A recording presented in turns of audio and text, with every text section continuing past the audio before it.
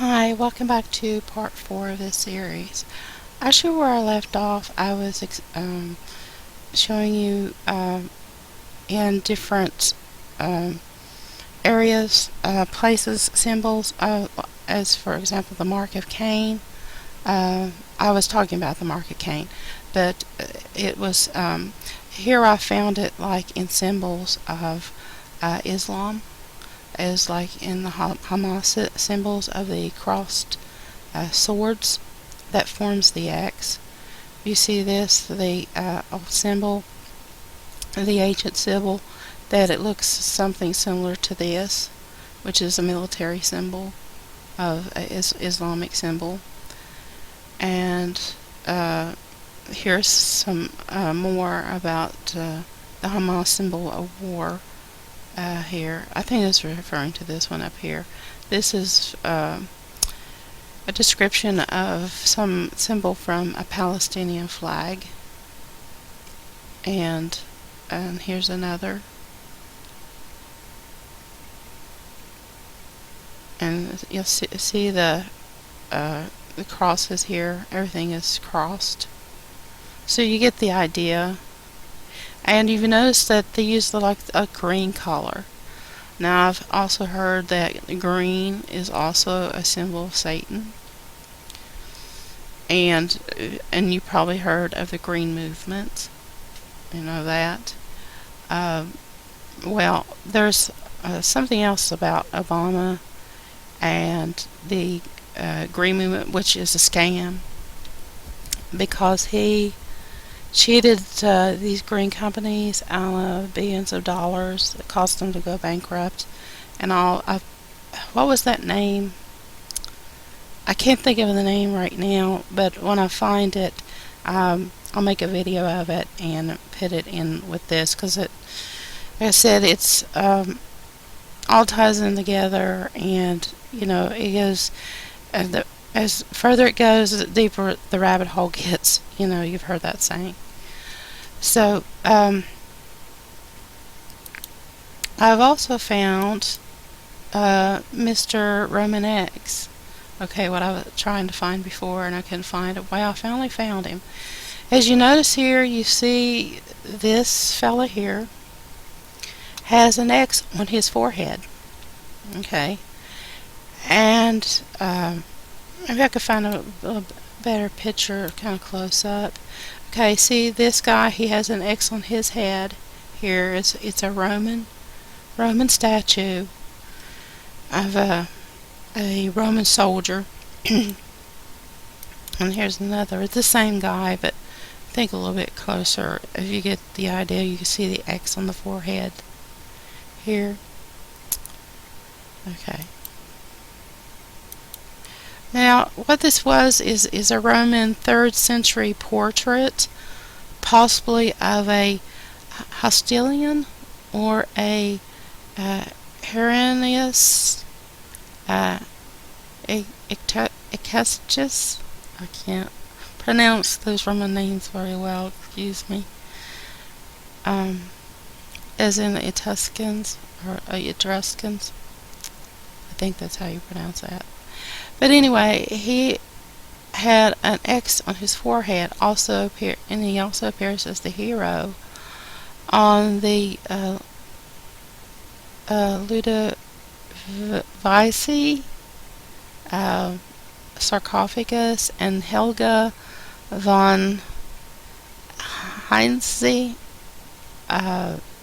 an article that she wrote, saw this X and concluded it that indicated the subject was an initiate of Mithras. And if any of you studied ancient history, you probably know who Mithras was, despite that there was being no evidence that Mithras involved such branding. She then followed that since the Hostilian appeared. Let's see, I lost my place.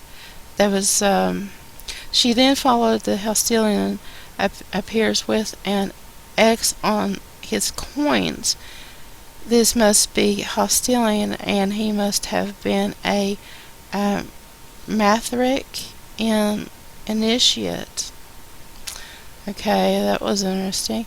Um, okay, Mithras was a sun god that the Romans worshipped. Okay, um, so to give you an idea, if you've heard the term being used as the sun god and Satan being related to the sun god and the X and the symbol of X, if you follow me there. Tertullian in prescription against heretics said the devil too baptizes some, that is, his own believers and faithful followers, and he promises the putting away of sins by a layer of his own, and if by memory still serves me, Mithra there in the kingdom of Satan sets his marks on the foreheads of his soldiers. Okay, got that? And celebrates also the obliteration of bread and introduces an image of a resurrection, and before a sword wreathes a crown. Okay, does that really sound familiar? In relation to Satan mocking Jesus, as to the Holy Passover and the resurrection of Christ and his kingship.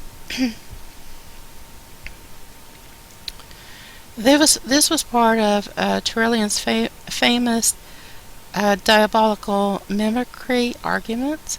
Other famous early Christians, including Justin the Martyr and Irenaeus of Lyons, advanced similarly desperate expedite arguments that the devil, anticipating Christ's birth, caused certain events and conditions that seem to be assets of Christianity in order to make Christianity look diversive of earlier religions. In this famous argument of Tertullian, Justin, and Irenaeus, only Tertullian tells that Mithraism included setting marks on the foreheads of his soldiers. Tertullian gives no hint of the form of marks on the foreheads of the Mithras devotees, if he was correct in the first place. Okay, von Heinz seemed to have naively accepted the claim of modern religious enthusiasts about the mark of Mithras. Worse yet, she seemed to have fabricated the claim that coins of Hostilian shows such as an X, something that can be investigated earlier in the internet area. So her basis for identifying this guy as Hostilian is a bit thin. Others have reached the same identification, probably based on the question, who else could it be? Still, Hostilian doesn't wear a beard in a coin portrait, nor does his brother. But it was interesting in the same that they had the mark of X on their foreheads. There, I just wanted to show you that. This was also told me that this was also a mark of Cain. This symbol here and the IGN logo. This is a gaming company, by the way. If you didn't know that already, if you're not into gaming, I'm sure people who are familiar with that are. And here's a much closer look at the mark of Cain. So you see it, you're following me so far.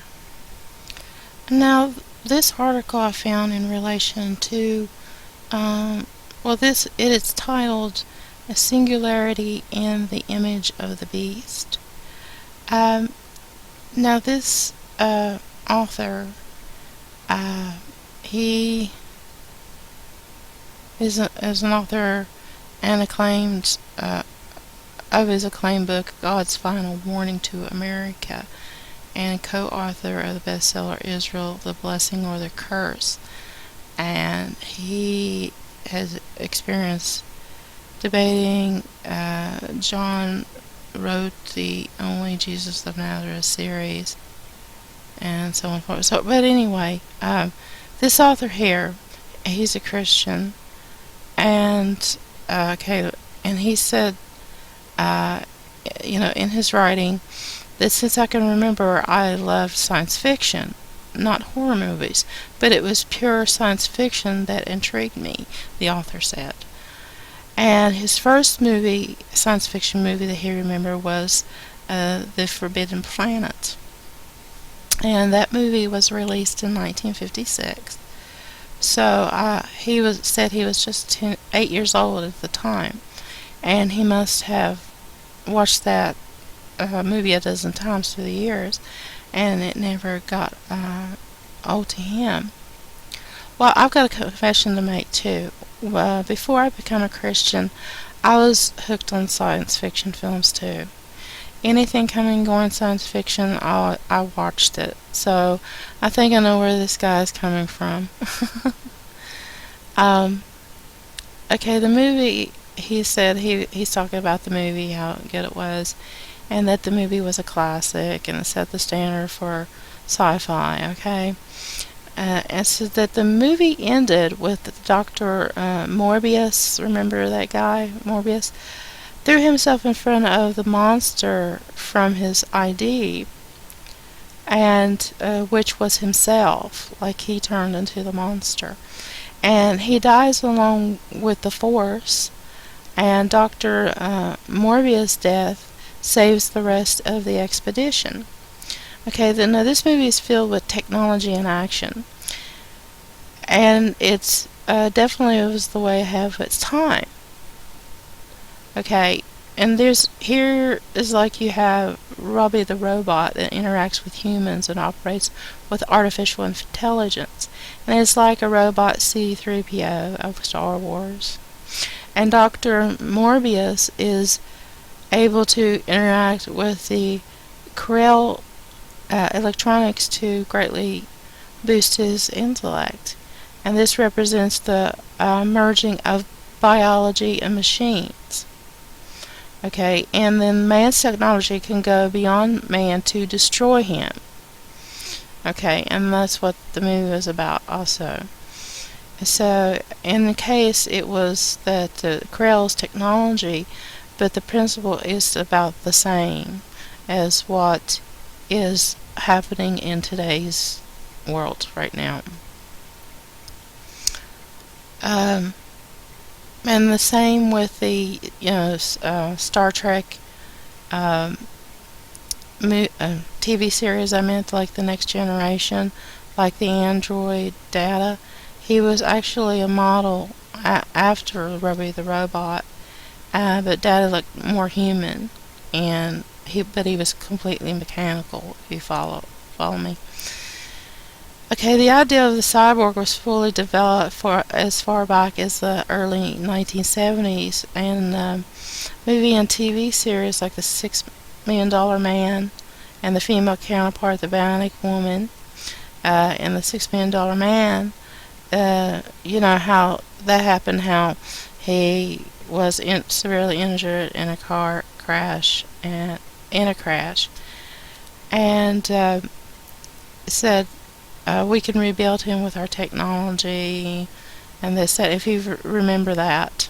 And actually I'm running out of time, so I could finish this up, this series up again in the next video, so I can meet you over there.